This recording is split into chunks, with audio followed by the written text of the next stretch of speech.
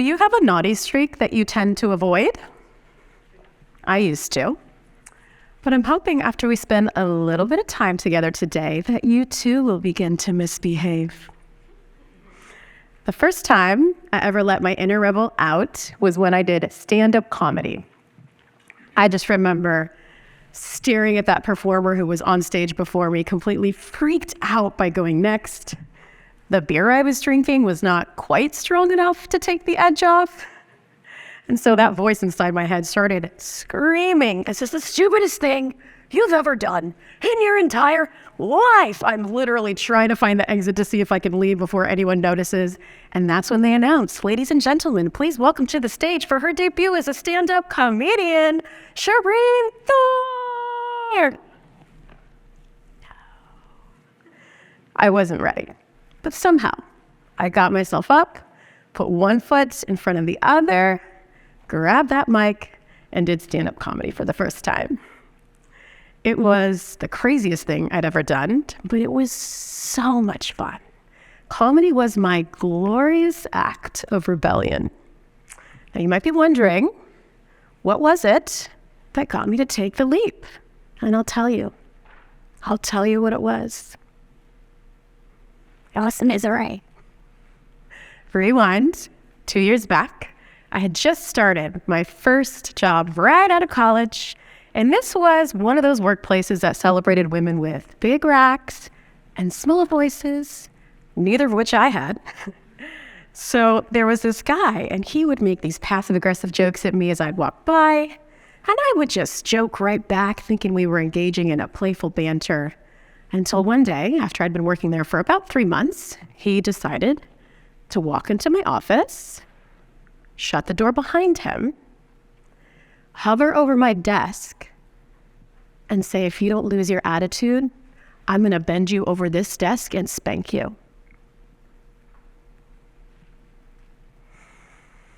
And so I told my boss, and he was outraged. And then he told his boss, and he was outraged. And then the two of them went straight to the CEO. They brought me into a meeting, and the CEO just looked me in the face and said, "But he was just joking, right? I mean, you could still work with him, right?" I wanted to say no. But like a compliant little good girl, I said yes. As I walked out of his office that day, I felt a piece of my dignity leave me. I thought about leaving the job, but people told me it would look bad on my resume. And honestly, with such little work experience, I wasn't sure that I could find anything better. And so I stayed. And every day that I got myself up and went into work, I felt just one more piece of my dignity leave me. Luckily, I had a friend who nagged me to go to a personal development seminar. I did not want to go because by all standards of the status quo, I didn't need a seminar to fix my life. But she continued to nag, and so I finally paid that $500 to get her off my back. And when I did show up, like a peach, I immediately started asking for my money back. They told me that their return policy was that I had to go through the whole thing, and if I didn't get anything out of it, that they would then give me my money back, but I had to go through the whole thing first. I'm grateful every day for that return policy. Because at that seminar, I started to finally understand why I was so very unhappy at the spry young age of 24. I was deferring all of my life's choices to what other people expected of me, rather than being true to myself. When I went off to college, I remember I would have loved to major in philosophy or art. But my mom, who's an Egyptian immigrant, wanted me to become that quintessential doctor, lawyer, or engineer. I didn't want to be any of those things, but I didn't want to freak her out and make her think I was going to become a starving artist either, and so I went middle of the road and chose communications. This example of how I chose my major in college was like a microcosm for how I ran my entire life. And this seminar was the perfect intervention I needed to take a time out and redirect my path. the way that it helped me to do that was by getting me out of my head. I remember the first closed-eyed exercise they had us do. I was like, I'm sorry, are you serious? They wanted us to close our eyes and picture a forest.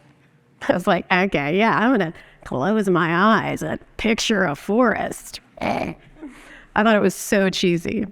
And they had us find a treasure chest that had our essence inside of it. And I'm literally just thinking how ridiculous this is. And mid-cynical thought, they have us open that treasure chest and boom, there is so much stuff in there.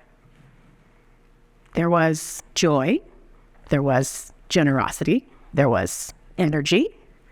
And what was even more surprising was how badly I longed to have these parts of myself back. So at the end of the seminar, they had us set a 90-day goal. And I did what any rational human being would do. I quit a master's degree and started doing stand-up comedy. And I did that. I continued to get coached as I was doing that adventure of being a comedian. And at the end of about 2 years, I got scouted by MTV. Now, this was very exciting. But at this point, I had gotten so much fulfillment out of that experience of taking off that mask and being who I actually was, that I no longer cared about gaining approval by making people laugh, and I no longer cared about looking cool by being on TV. And so I just went all in on coaching and eventually wrote a book to sort of share everything that I learned. And after coaching for over 15 years, one thing I know for sure is that my story is actually not unique. There is a global poll conducted by Gallup in the workplace. Do you want to know how many people are both thriving and engaged in their jobs? 9%. You guys, the world is getting an F-. It's really sad out there. There's another statistic about how in America, there's 120,000 preventable deaths a year due to work-related stress. But I don't think all of this is just because we're overworked. I think it's also because we're in the wrong line of work. There is a book called The Top 5 Regrets of the Dying, written by a hospice nurse. Do you want to know what that number one regret is? It's, I wish I would have had the courage to live a life true to myself, not the one others expected of me.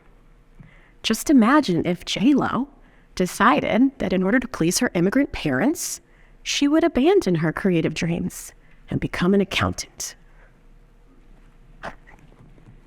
It's hilarious to think about. I'm sorry, I had to. I can just see her now, trapped at that desk, crunching numbers, looking way too flat to be there. Instead of Jenny from the block, she'd be Jenny from H&R Block. Just imagine if Martin Luther King Jr. decided that being a preacher would not pay the bills, and so he would just do the rational thing and become an engineer. Our world would look very different right now, wouldn't it? I believe women are even more at risk of falling prey to this number one regret because we are excessively encouraged to play by the rules.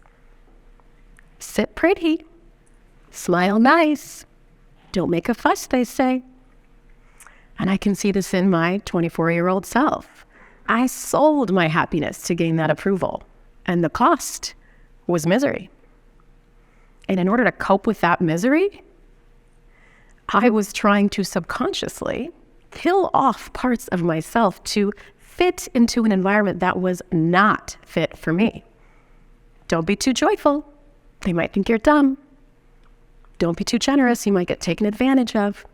Don't have too much energy. They might think you're too much. If I could go back to my younger self, I would tell that girl, you better get the heck out of here. Nobody gets to treat you like this. Not for a paycheck, not for approval, not for anything. It doesn't matter how rational my reasoning was to stay.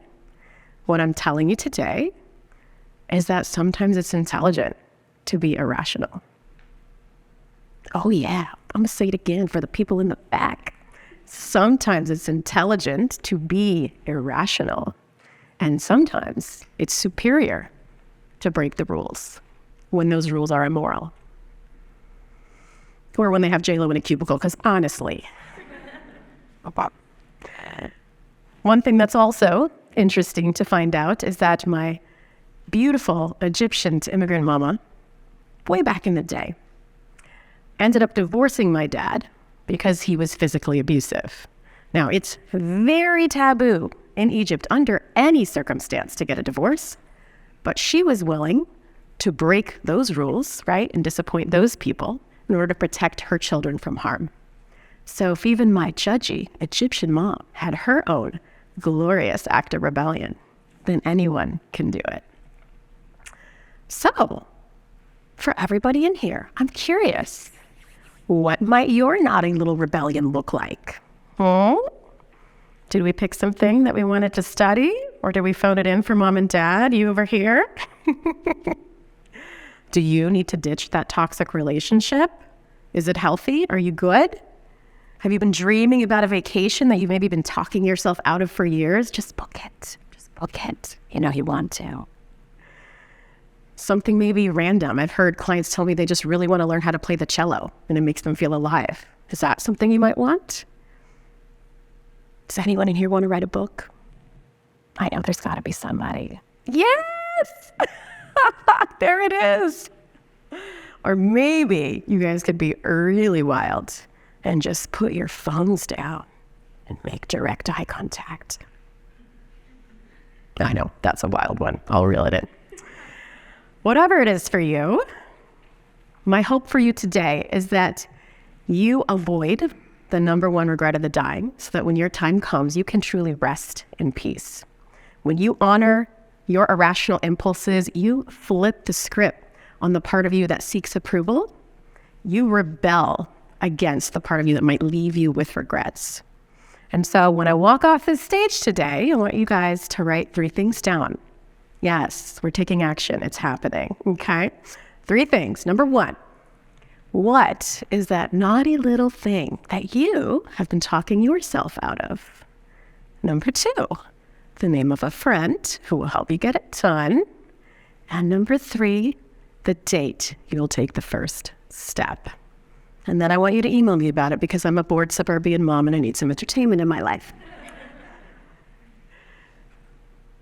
Just to support you in really being the full truth of yourself, I'll tell you a lovely quote by the incredible poet Khalil Gibran. A truth can walk naked, but a lie always needs to be dressed. May you walk the earth in your birthday suit so you can die without regrets. Thank you.